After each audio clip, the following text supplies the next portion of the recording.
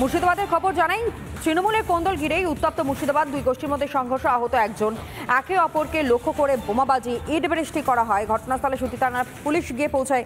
ঘটনায় 10 জনকে ইতিমধ্যে গ্রেফতার করা হয়েছে বলে খবর পাওয়া যাচ্ছে এবং সেই মুহূর্তের ছবিটাই আপনাদের সামনে তুলে ধরছে। একেবারে ভাইরাল হয়ে গিয়েছে সেই ভিডিও। মুর্শিদাবাদে যেখানে শাসক কোন্দল অব্যাহত রয়েছে, 1 জুলাই অর্থাৎ যে ছবি এই মুহূর্তে আপনাদের সামনে আমরা তুলে ধরছি, দেখতেই পাচ্ছেন গতকালের ছবি।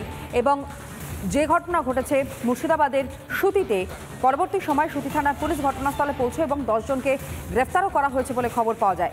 তবে এক্ষেত্রেও তৃণমূলের গোষ্ঠী কোন্দল এবং সেই কোন্দলকে কেন্দ্র করেই উত্তপ্ত হয়ে ওঠে মুর্শিদাবাদের এই এলাকা। দুই গোষ্ঠীর মধ্যে সংঘর্ষ হয় এবং সংঘর্ষের পরই কার্যত আহত হন একজন। তার কারণ একে অপরকে লক্ষ্য করে যেভাবে বোমাবাজি করা হয়েছে, ইট বৃষ্টি করা হয়েছে, এমনকি লাঠি হাতে নিয়ে যেভাবে তেড়ে যেতে দেখা যাচ্ছে এক পক্ষকে অপর পক্ষের দিকে, এবং তাতেই কার্যত বেশ কয়েকজন গুরুতর আহত হয়েছেন। যদিও পরবর্তী সময় ঘটনাস্থলে সুতি থানার পুলিশ গিয়ে পৌঁছে এবং পরিস্থিতি নিয়ন্ত্রণে আনবার চেষ্টা চলে। ভোট শেষও এখনো পর্যন্ত তৃণমূলের কোন্দল অব্যাহত রয়েছে, থামার কোনো নামই নেই।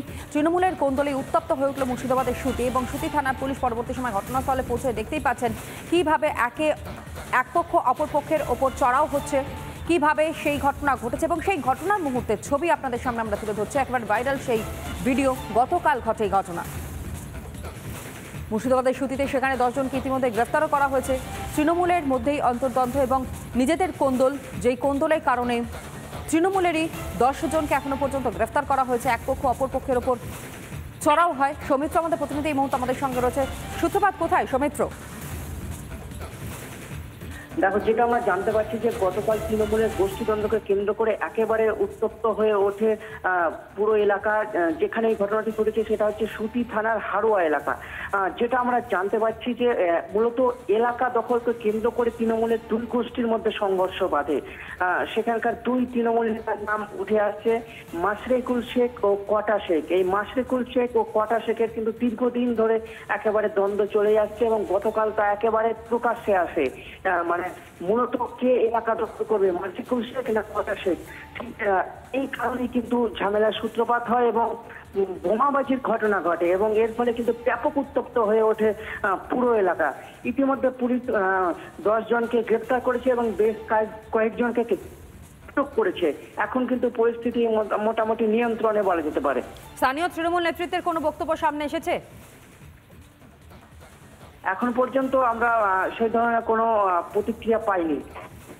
বেশ, ধন্যবাদ জানাই তোমায়। নজর রাখো, তৃণমূলের কোন্দল ঘিরেই উত্তপ্ত মুর্শিদাবাদ এবং এলাকা দখলকে কেন্দ্র করেই উত্তপ্ত হয়ে ওঠে এই এলাকা দখলকে কেন্দ্র করেই দুপক্ষের মধ্যে সংঘর্ষ হয় এবং দুপক্ষই মূলত তৃণমূল কংগ্রেসের সঙ্গে জড়িত রয়েছে, তৃণমূল কংগ্রেসের সমর্থক যেমনটা খবর পাওয়া যাচ্ছে। অন্যদিকে এই ঘটনাকে কেন্দ্র করে বোমাবাজি করা হয়, ইট বৃষ্টি করা হয়। ঘটনাস্থলে পরবর্তী সময় সুতি থানার পুলিশ পৌঁছয়ে পরিস্থিতি নিয়ন্ত্রণে আনে এবং একই সঙ্গে 10 জনকে সেখান থেকে গ্রেফতার করা হয়েছে। সেই মুহূর্তের ছবি রিপাবলিক বাংলা আপনাদের সামনে তুলে ধরছে। মুর্শিদাবাদে শাসক কোন্দলের যেই ঘটনা ঘটেছে সেই ভিডিও ইতিমধ্যেই ভাইরালও হয়ে গিয়েছে। গতকাল ঘটেছে এই ঘটনা। হাতে একজন বালতি নিয়ে দাঁড়িয়ে রয়েছেন দেখা যাচ্ছে, 2 জন পরে আরও একজন আসেন এবং কার্যত এখান থেকে উত্তপ্ত হয়ে ওঠে এবং তার পেছনেই দেখতে পাওয়া যাচ্ছে হাতে কোনো ধারালো কিছু রয়েছে এবং তাই নিয়েই একে অপরের ওপর যেভাবে হামলা চালায় সেই মুহূর্তের ছবি দেখাচ্ছে এই মুহূর্তে রিপাবলিক বাংলা।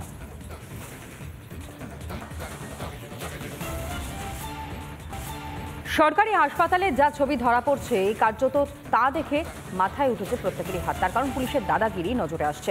গতকাল হাসপাতালে চিকিৎসা করাতে এসে রীতিমতন হয়রান হতে হলো রোগীর পরিবার পরিজনদের। শুধু তাই নয়, একই সঙ্গে পুলিশের দাদাগিরি দেখল গোটা রাজ্য। জুটল পুলিশের মার, লাঠি হাতে রোগীর পরিজনদের মার সিভিক ভলেন্টিয়ারও। কার প্রশ্রয়ে লাঠি হাতে নিল সিভিককে কেন দিল লাঠিচার্জের অধিকার? হাসপাতালে এসে কেন আক্রান্ত হতে হলো রোগীর পরিজনদের?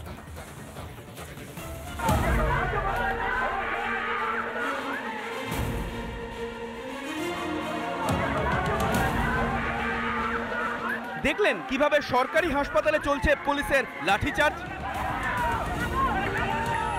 চিকিৎসা করাতে আসা রোগীর পরিবারকে বেদম মার।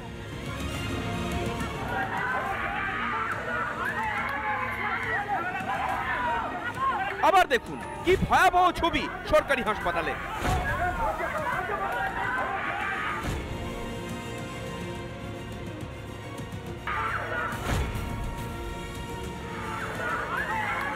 পুলিশের গুন্ডামি থেকে রেহাই পেলেন না মহিলাও।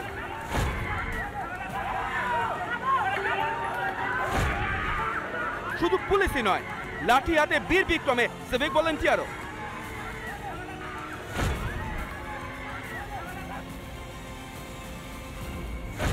কেন হঠাৎ মারমুখী পুলিশ?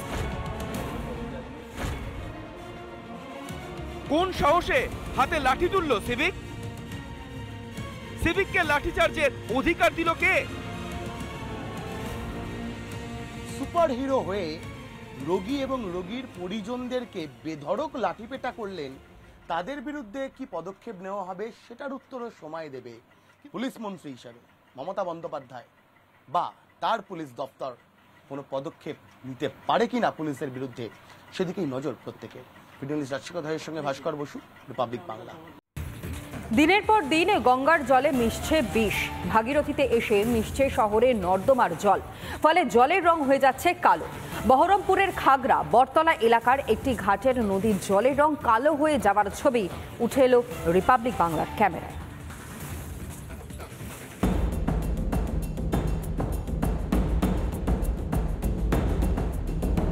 নর্দমার নোংরা জল, কারখানার বজ্র পদার্থ এসে মিশছে ভাগীরথীর জলে, ফলে বদলে যাচ্ছে নদীর চেহারা, পাল্টে যাচ্ছে জলের রং। স্বচ্ছ সাদা জলের বদলে ঘাট লাগোয়া জলের রং হয়ে যাচ্ছে কালো। জল গিয়ে মিশছে ভাগীরথী নদীর সাথে, সেই দিকে গঙ্গার জলের রং কিন্তু কার্যত কালো হয়ে গিয়েছে। এবং এই জল কিন্তু মানুষজন প্রতিদিন ব্যবহার করেন। এলাকা যারা স্থানীয় বাসিন্দারা রয়েছেন প্রতিদিন তারা আসেন, তারা এখানে স্নান করেন। স্বাভাবিকভাবেই একটা সমস্যার কারণ হয়ে দাঁড়িয়েছে এই ঘটনাটি। নর্দমার জল মেশায় দুর্গন্ধ বেরোচ্ছে জল থেকে। বাধ্য হয়ে সেই জলে স্নান করতে হচ্ছে বহরমপুরের খাগড়া বটতলার 1920 নম্বর ওয়ার্ডের বাসিন্দাদের। প্রত্যেকেই চাইছেন নর্দমার জলকে পরিশ্রুত করে তবেই ফেলা হোক গঙ্গায়। প্রতিদিনই করি, আমি কেন, এই এলাকার সবাই করে, আরো আলগা মানুষও আসছে, করছে, যাচ্ছে। একটা দুর্গন্ধ বেরোচ্ছে। হ্যাঁ, দুর্গন্ধ ওই জলটা, নোংরা জলটা। কি চাইছেন এই ড্রেনের জল না পড়ুক? শোধিত হোক, তাহলেই সব থেকে বেটার, সবার ক্ষেত্রেই ভালো। আমরা তো এটাই চাইবো, আর কি চাইবো? কি চাইছেন? জলটা শোধিত করে নামাক ড্রেনে, তাহলে তো, হ্যাঁ, গঙ্গায় নামাক, ড্রেনে পরিষ্কার করে গঙ্গায় নামাক, তাহলে তো সবারই সুবিধা। গঙ্গা জল সবসময় সত্যি করে মা গঙ্গা যেহেতু আমাদের ইসে বসমতী জল, যেমন খারাপ জল যেমন গঙ্গায় না নামে, এটা তো সবাই চায়। রিপাবলিক বাংলায় এই ছবি তুলে ধরতেই বহরমপুরের তৃণমূল সভাপতি স্বীকার করে নিলেন সমস্যার কথা। কংগ্রেস কাউন্সিলর আশ্বাস দিলেন দ্রুত এই সমস্যা দূর করা হবে। ড্রেনের জল উপচে, বিশেষ করে বৃষ্টির জল উপচে গিয়ে পড়ছে। তো পৌরসভার পক্ষ থেকে অলরেডি আমাদের চেয়ারম্যান সাহেব ইনস্ট্রাকশন দিয়ে দিয়েছেন যাতে দ্রুত সমস্যার সমাধান করা যায়। আমাদের কনজারভেন্সি ডিপার্টমেন্টের কে বলাও হয়েছে, আপনারা অতি সত্ত্বর দেখতে পাবেন যে এই সমস্যার সমাধান হয়ে।